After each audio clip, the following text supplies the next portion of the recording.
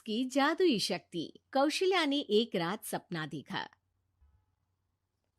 कौशल्या राजपूत, तुमने किए हैं जीवन में अच्छे अच्छे कर्म, इसलिए अब से जब तुम चाहो गायब हो सकती हो, जिसके लिए तुमको सिर्फ चुटकी बजानी होगी और चुटकी बजाते ही तुम गायब।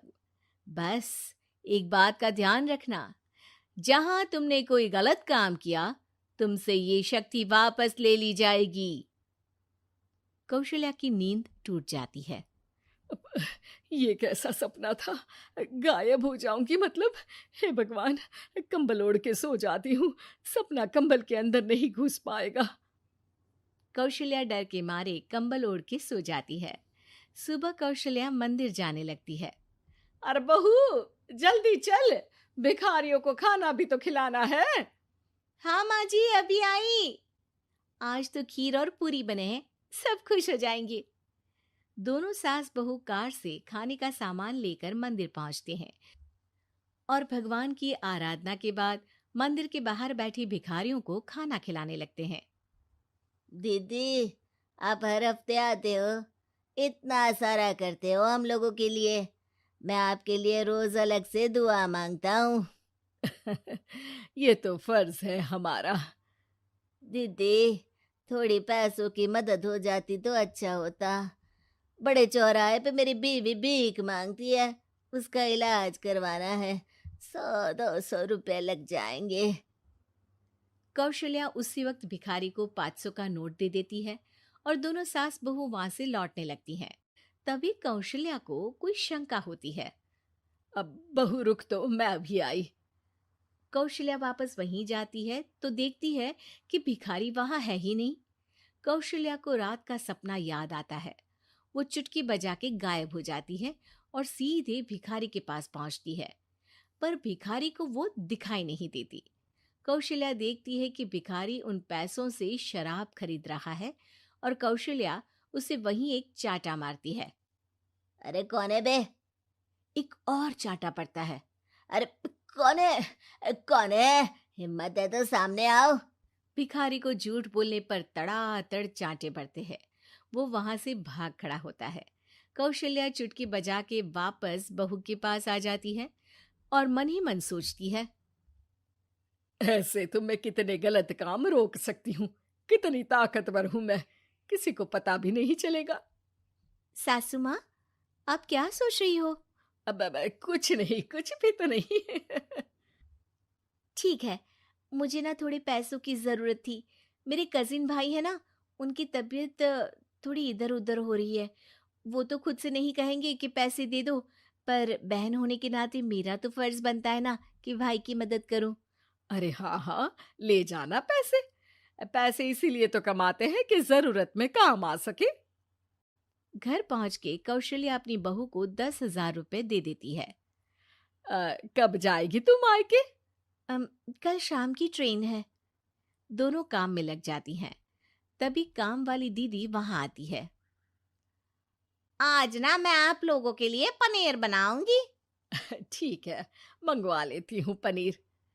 पड़ोस की दुकान वाला पनीर दे जाता है और काम वाली बाई पनीर से रेसिपी बनाने लगती है। आज अपनी सुपर पावर काम वाली बाई पे ट्राई करती हूँ, देखूं तो सही किचन में करती क्या है ये। सास चुटकी बजा के गायब हो जाती है और किचन में पहुंचती है। बाई को खबर भी नहीं है कि कौशल्या भी किचन में ही है। आज तो मैं भी पनीर की सब्जी बनाऊंगी रात को अपने घर, और थोड़ा सा घी भी रख लेती हूँ। वैसे भी कौशल्या बुढ़िया खा खा के मोटी हो गई है। कौशल्या बाई की चोरी पकड़ लेती है और गुस्से में बाई की चोटी ऊपर उठा देती है। बाई को समझ भी नहीं आता कि उसकी चोटी खड़ी कैसे हो गई। वो डर के मारे चीख पड़ती है।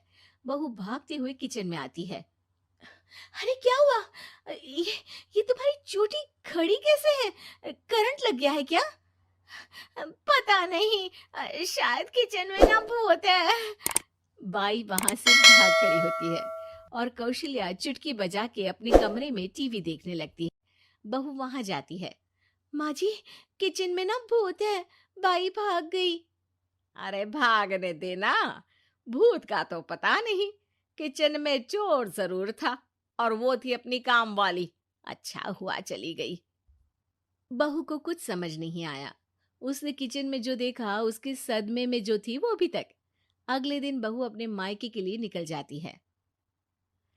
कहीं भिखारी और काम वाली की तरह बहू भी तो मुझे धोखा नहीं दे रही। अरे कहीं वो पैसे ले जाके शॉपिंग तो नहीं करने वाली ना। अभी पता लगाती हूँ मुझसे कुछ छिपा है भला। जैसे भगवान सब देख रहा है वैसे ही मैं भी सब देख रही हूँ। सास को अपनी शक्ति पर घमंड आ गया था। वो अब अच्छे काम करने की जगह अपनी शक्ति का इस्तेमाल खुद का शक मिटाने के लिए कर रही थी। वो चुटकी बजाती ही बहू के मायके चली जाती है। भैया, आपने बताया क्यों नहीं कि इतनी तबीयत खराब है? अरे तेरी सास बूढ़ी हो गई है, इतना भला काम करती है, उनकी मदद कौन करता है? यहाँ तो और भी लोग हैं ना।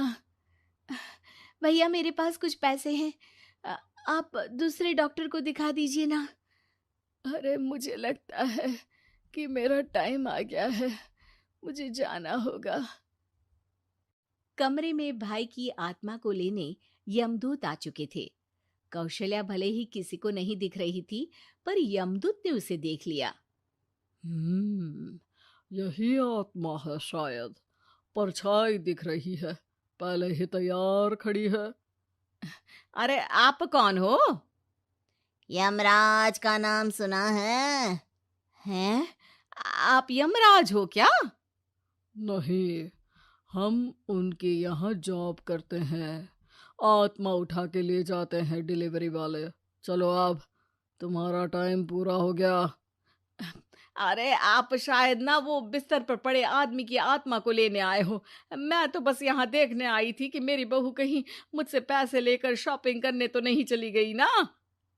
मतलब तुम्हारे पास शक्ति है गायब होने वाली? हाँ। तुम ऐसे तुच्छ काम में उपयोग कर रही हो ऐसी दिव्य शक्ति का। अब तो तुमको ही लेके जाऊंगा। अरे नहीं नहीं, कल मुझे किटी पार्टी में भी तो जाना है। अब नरक में ही करना किटी पार्टी। नहीं नहीं नहीं। 3 बार नहीं क्यों बोल रही हो? टीवी सीरियल चल रहा है क्या एकता कपूर का? अरे प्लीज मुझे जाने दो। आप तो उस बीमार आदमी की आत्मा को लेने आए थे ना। गलत डिलीवरी करोगे तो यमराज डांटेगा ना। बात तो सही कर रही हो, पर हमको उस पे दया आ गई। अभी उसकी उम्र ही क्या है, पर कुछ तो लेके जाना पड़ेगा ना। एक काम करो, अपनी शक्ति दे दो, गायब होने वाली। हैं? अरे क्यों? तुम पृथ्वी लोक का भ्रष्टाचार रोक सकती थी, चोरी रोक सकती थी, अरे कोरोना रोक सकती थी, पर तुमने अपनी बहू की जासूसी करना शुरू कर दिया। अरे लेकिन किंतु परंतु। यमदूत सास की शक्ति लेके वापस चले जाते हैं। कौशल्या की परछाई हवा से नीचे गिरती है और जमीन पे आते आते कौशल्या का शरीर सामने आ जाता है। अरे लग गई, कितने ऊपर से फेंका। माँ जी, आप यहाँ ऊपर से कैसे गिरी? अरे समधन जी, आप अचानक कमरे में। सब घबरा जाते हैं। सास बहू को सारी बात बता देती है। ये लो आपके 10,000 रुपये। आपको मुझ पे इतना भी भरोसा नहीं है? अरे बहन, मुझे दर्द नहीं हो रहा है, अब अचानक से सब अच्छा होने लगा है। अरे तो फिर बिस्तर से उठ जाओ और मुझे लेटने दो। गिरी हूं ऊपर से तो पूरा बदन दुख रहा है। भाई को तो यमदूत ठीक करके जाते हैं, पर कौशल्या देवी दर्द के मारे बिस्तर पर आ जाती हैं।